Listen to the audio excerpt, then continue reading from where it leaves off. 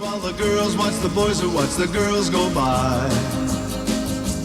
Eye to eye, they solemnly convene to make the scene, which is the name of the game. Watch a guy, watch a dame on any street in town. Up and down. All'ospite della nostra trasmissione oggi abbiamo Atom Egoyan, un regista che abbiamo sempre visto nel corso degli anni, con il suo ultimo film che si intitola Remember, che è stato passato a Venezia in concorso e a Toronto. Hi Adam, Hi. It's a pleasure to have you here. Could you talk about your last movie, that it's a little different from your way to do your movie? Yes, this film is very simple. It's a very simple story. Usually my scripts are multi-layered and there's many different uses of time. But I was attracted to this because it's very simple, but the character is really fascinating and he carries so much history with him, even though he doesn't remember this history.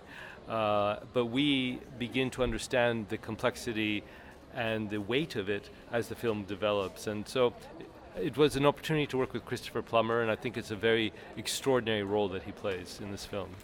What about this movie has something to do with something that you have inside? Yeah, I mean, I've dealt with this question of historic justice as an Armenian, of course. It's something that is very important to me, but and I've dealt with it in my own cinema. But this was a great opportunity to take a piece of history that we all know, the history of Holocaust, but to look at it as a contemporary piece. There's no flashbacks. There's no use of the past visually. It's told in the present with the last living victims and perpetrators. So this to me was very interesting, that we're telling the last story about this history before it becomes past. In 5 years we can't tell this story anymore. I saw that in Venice you had a standing ovation of 5 minutes long. 10 minutes.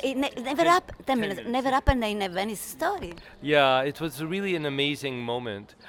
I've never experienced it. I've been in many festivals, but it was very emotional. I don't know. I mean, the film is dealing with this ghost of fascism, this ghost of horror, and so maybe because of Italy's history, maybe the history here as well. I mean, when you show it to a culture that understands what it means to live with these issues, I think it has a certain resonance.